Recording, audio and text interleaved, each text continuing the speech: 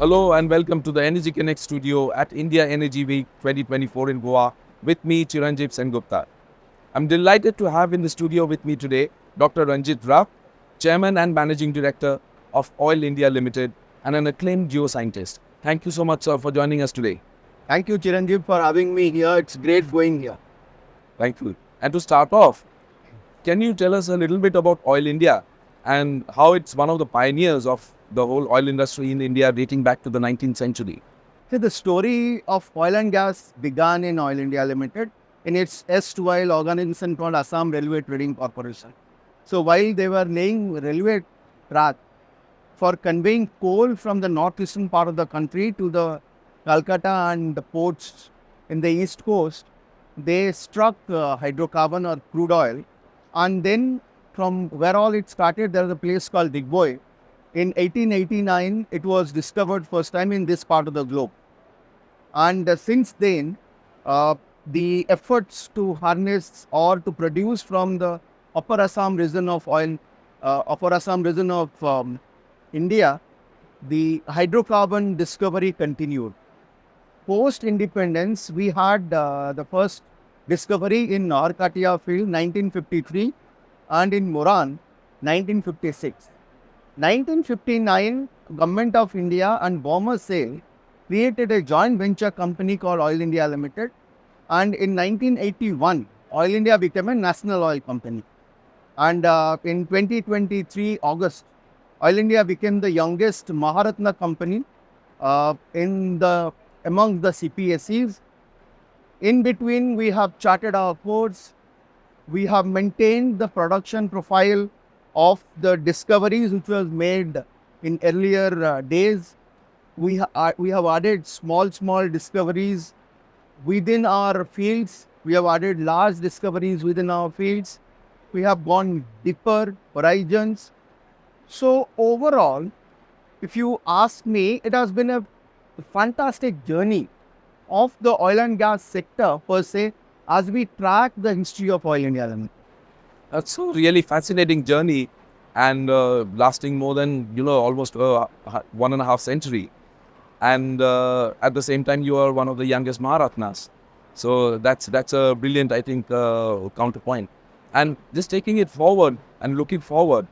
So how are you now helping the industry and, of course, your company go forward with the energy transition in India? So looking forward is pretty brighter, We have got the reforms first. Earlier, it used to be mining leases under nomination. Then we had the new exploration licensing policy.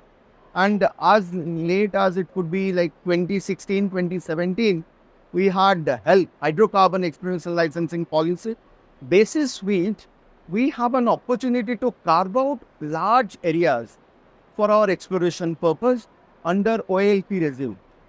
So with this kind of narrative, today Oil India, in addition to its nominated mining lease areas where we are producing our crude oil and natural gas, we have about 60,000 square kilometer area of exploration acreage panning overall India. We have it in northeast part of India. We have it in northwestern part of India in Rajasthan. We have the Mahanadi onshore basin in Odisha. We have it in KG basin, a small discovered field. We have in the offshore of Andaman Nicobar and Kerala Konkan basin. So having this kind of a portfolio, we are actually carrying out a very concerted, strategy-driven exploration effort. In addition to that, in the front of production, we are actually taking our efforts to increase our seismic data coverage, to increase our drilling footprints. Last year, we had drilled about 38 wells. Last year, we drilled about 45. The current year, we are going to touch 60.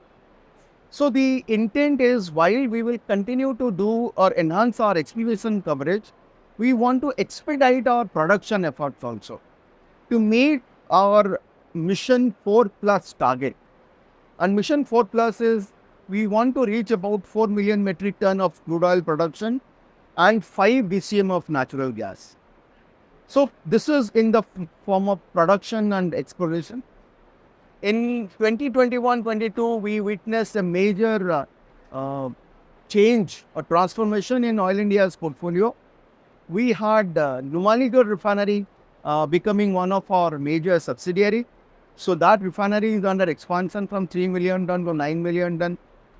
Besides this, we are also working seriously on the alternative energy portfolio, which includes one of the major initiatives is decarbonization of our operations, reducing the flaring component as part of our production effort, pursuing the green hydrogen initiative, creating more renewable portfolio.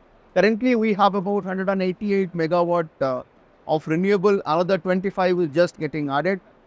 So overall, it's a very good time in terms of our capital investment commitment, in terms of the results that we foresee. You know, it's not very often that you see a 150-year-old company with so much of things on the menu going forward.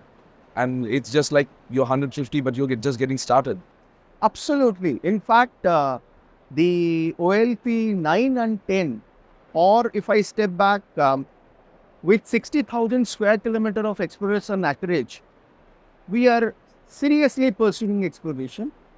And that is the level of exploration which is probably going to be the game changer. This apart, we are also kind of carrying out a lot of studies to see and dig deeper into the deeper horizons of the Assam Shelf and Assam Arakan Belt, where earlier we were producing crude oil from 2000 meter depth, then from 3000 to 4000 meter depth, and now we are looking at 6000 meter depth.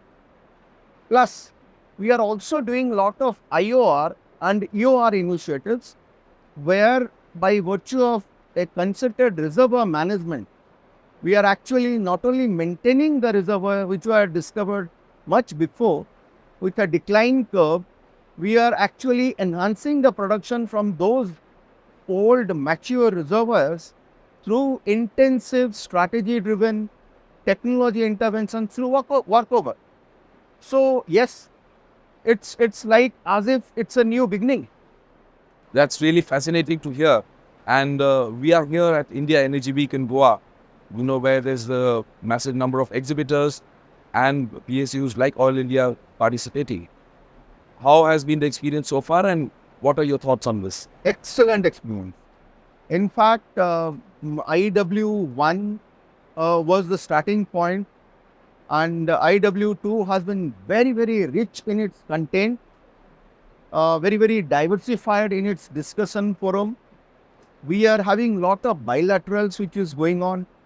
We are meeting new organizations because we strongly believe that when you pan out your growth story, you would need collaborations. And this collaboration is not just investment collaboration or technology collaboration. While you enhance your footprint, you enhance your exploration effort, you enhance your production effort, you need lot of suppliers, lot of vendors to also come along and participate in the story.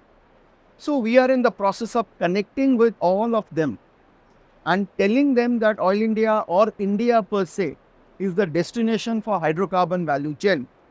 So not only they are responding to us, they are participating in the growth story of Oil India Limited. And of course, the transition is inevitable. So we are also pursuing the transition piece as a separate vertical now and getting lot of traction in terms of gas monetization, in terms of decarbonization of our efforts, in terms of carbon sequestration. So all this is actually happening. And the platform that has been created by Government of India and Ministry of Petroleum and Natural Gas, India Energy Week, and this is IW2, we are getting immensely benefited. I think that's an excellent summary of the IW theme itself, you know, where collaboration and growth and transition. So thank you so much, Dr. Rath. It's always such a pleasure to talk to you, and thank you for very much, coming. Chiranjib. It's always nice to connect through Energy Connects. Thank you. Thanks for watching, and we will be back with more studio interviews from India Energy Week 2024. Goodbye.